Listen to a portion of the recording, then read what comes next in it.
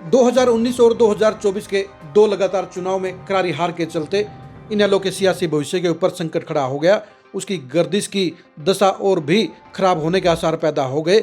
लेकिन चुनाव के एक साल के बाद ही अचानक ही पूरा नज़ारा बदल गया है और जो इनेलो खात्मे एक गार पर खड़ी थी, वो इनेलो आज की तारीख में बीजेपी के सामने पहले विकल्प के तौर पर तेजी से उभरती हुई नजर आई है। पिछले एक साल में चुनाव नहीं होने के बावजूद माहौल पॉलिटिकल हो गया है और रोहतक की इनेलो रैली ने एक बार फिर से हरियाणा की सियासत को चौंकाने का काम किया है। और इस रोहतक की रैली ने हरियाणा के अंदर जहां कांग्रेस को संकट में डाल दिया है, वहीं इनेलो और अभय सिंह चौटाला को बड़ी मजबूती देने का काम किया है। पिछले एक साल में अभय चौटाला अपनी पार्टी की मजबूती के लिए नए सिरे से जुटे हुए हैं। पिता ओम प्रकाश चौटाला के स्वर्गवास के बाद उनके कंधों पर पूरी जिम्मेदारी आ गई और राष्ट्रीय अध्यक्ष के तौर पर उन्होंने रोहतक की पहली रैली में ही अपना जबरदस्त जलवा दिखाने का काम किया। इस जबरदस्त रैली के चलते ही दुष्यंत चौटाला की पार्टी जेजेपी के लिए जहां खतरा पैदा हो गया है, वहीं कांग्रेस के मुकाबले अब इनेलो के चर्चे ज़्यादा हो गए हैं और 2029 के लिए अब बीजेपी के सामने इनेलो की दावेदारी मजबूत नजर आने लगी है। इस सारे माहौल को बदलने के लिए इनेलो के 4 किरदारों ने बड़ी भूमिका निभाने का काम किया। ये कह सकते हैं कि इन चारों किरदारों ने ही सबसे ज़्यादा मेहनत करने का काम किया। वैसे तो इनेलो के नए संगठन की मजबूती ने भी रैली को कामयाब करने का काम किया। इनेलो में अब छोटे बड़े लगभग 4 दर्जन नेता ऐसे हो गए हैं जिन्होंने अपने अपने इलाकों में ज़बरदस्त मेहनत करते हुए जहां पार्टी के घर बैठे पुराने वर्करों को रैली में आने के लिए मनाने का काम किया, वहीं आम लोगों के अंदर भी रोहतक की रैली को लेकर पॉजिटिव माहौल बनाया। लेकिन जिन 4 किरदारों की बात हम कर रहे हैं, उन 4 किरदारों ने ही असल में सबसे बड़ी भूमिका निभाने का काम किया और ये 4 किरदार ही इनेलो की सबसे बड़ी ताकत के तौर पर आज नजर आ रहे हैं। नमस्कार, मैं हूं कुलदीप शुरान। आज हम खरी खरी न्यूज़ में चर्चा करेंगे इनेलो के उन 4 नेताओं की जिन्होंने इनेलो की तस्वीर और तकदीर बदलने का काम किया है और इनेलो के बेहतर भविष्य की झलक दिखलाने का काम किया है।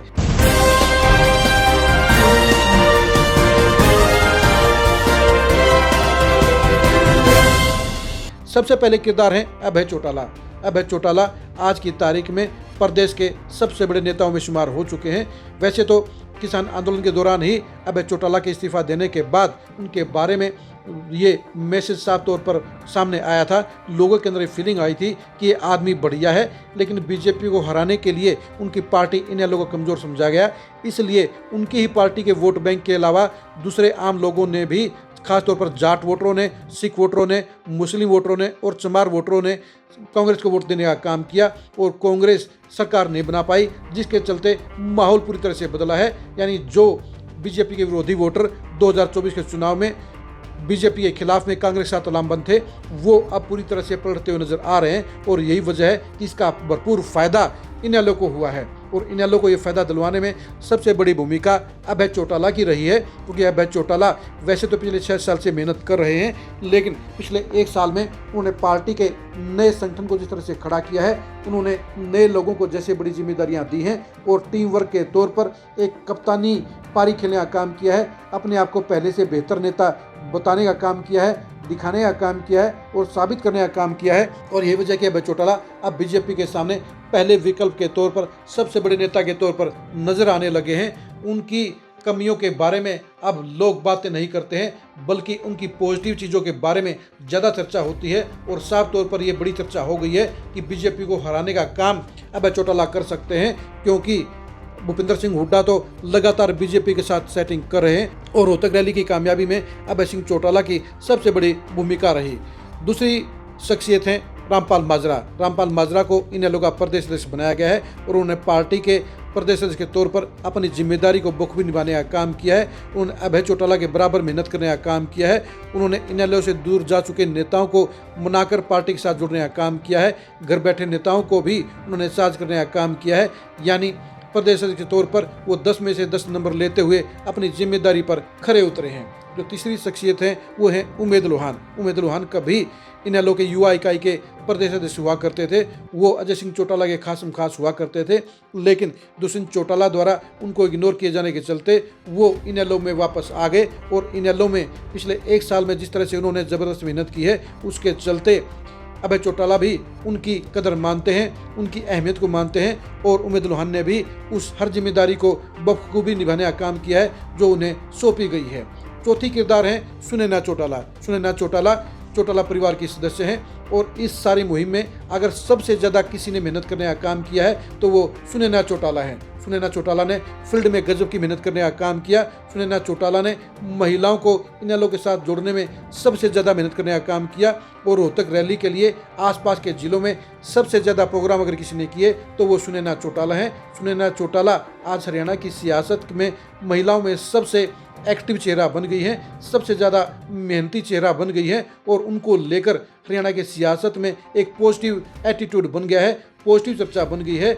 यानी रोहतक की रैली में अगर सबसे ज़्यादा किसी की मेहनत रही तो वो सुनैना चौटाला रही। इस तरह से इन चारों ही किरदारों की बदौलत इनेलो आज की तारीख में मजबूती की तरफ बढ़ रही है और इन चारों किरदारों के कारण ही जहाँ रोहतक रैली सफल हुई, वहीं अगले 3 साल में इनेलो के मजबूत होने के आसार इनके बलबूते पर हैं और 2029 के चुनाव में भी इनेलो की कामयाबी में इन चारों शख्सियतों के ऊपर सबसे ज़्यादा निगाह रहेगी। इसके अलावा इनेलो के अंदर आपको आने वाले समय में और भी बड़े बड़े चेहरे जुड़ते हुए नजर आएंगे, क्योंकि जब कोई पार्टी मजबूत होती है, जब कोई पार्टी सत्ता की दावेदार होती है तो ऑटोमेटिकली लोग और बड़े चेहरे उनके साथ में जुड़ जाते हैं और यही होता हुआ अभी से नज़र आ रहा है। यानी इन 4 शख्सियतों ने इनेलो की तस्वीर और तकदीर बदलने का काम किया है। आप इन चारों नेताओं की वर्किंग के बारे में क्या सोचते हैं, कमेंट करके जरूर बताइए। अभय सिंह चौटाला में हुए बदलावों ने किस तरह से इनेलो को मजबूत किया है, इसके बारे में अपनी राय दीजिए।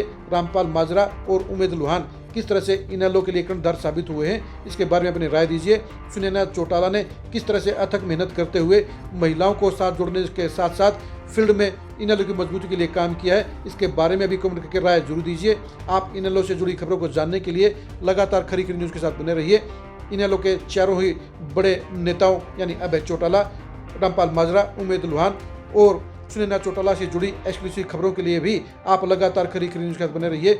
आप इनेलो और इन चारों नेताओं का भविष्य कैसा मानते हैं, कमेंट करके जरूर बताइए। आप हमारे फेसबुक पेज को फॉलो कीजिए, आप हमारे यूट्यूब चैनल को सब्सक्राइब कीजिए। नमस्कार।